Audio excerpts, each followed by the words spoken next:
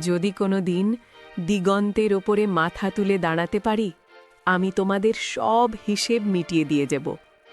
মেঘ বরণ কাশফুলের মতো আঙুলে ক্যারাম খেলা দেখেছি জানালার বাইরে থেকে। চোখ তুলে নিঃশব্দে কতদিন বলতে চেয়েছি, শুধু একবার তোমরা আমাকে খেলতে নাও। দেখেও দেখেনি তারা কোনোদিন। গোয়াল ঘরের পেছনে পোষা কুকুরের গলায় মুখ রেখে অস্ফুটে বলেছি, দেখিস লালু, যদি কোনোদিন মাথা তুলে দাঁড়াতে পারি। ২৬ বছরে একবারও দেখেনি মা কখন ঘুমাতে যায়, ঘুম থেকে কখনই বা ওঠে। তার কোনো উৎসব নেই, পাঁচহরির বিকেলের গল্প গাছা নেই। বন্ধক রাখা টুকরো আংটির সুদের জন্য স্বর্ণকার যা নয় তাই বলে গেছে মাকে। ঘরের পেছনে দাঁড়িয়ে নিঃশব্দে এইসব শুনেছি কতবার। দাঁতে দাঁত চেপে বলেছি, যদি কোনোদিন মাথা তুলে দাঁড়াতে পারি, দেখো মা, তোমার অসম্মান আমি কড়ায় গণ্ডান। অন্ধকারের সামনে দাঁড়িয়ে বলেছি, এসো না কেউ, অন্যদিকে যাও।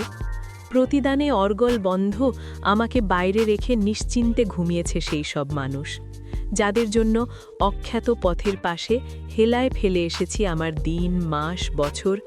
একবারও কেউ ডেকে বলেনি, তুমি আমাদের পর নও।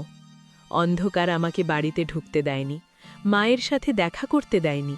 উৎসবের বিকেলে ব্রিজের ওপর দাঁড়িয়ে অভুক্ত আমি দীর্ঘ সময় ধরে শুনেছি ডিন ডিন শব্দ করে ম্লান আলোর দিকে ছুটে যায় ক্লান্ত মালগাড়ি।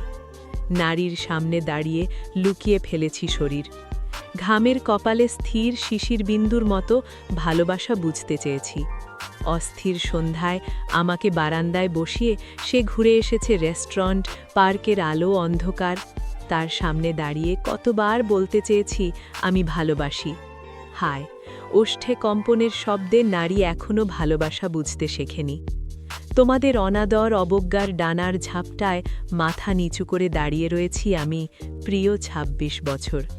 যদি কোনোদিন দিগন্তের ওপরে মাথা তুলে দাঁড়াতে পারি, আমি তোমাদের সব হিসেব কড়ায় গণ্ডায় মিটিয়ে দিয়ে যাব।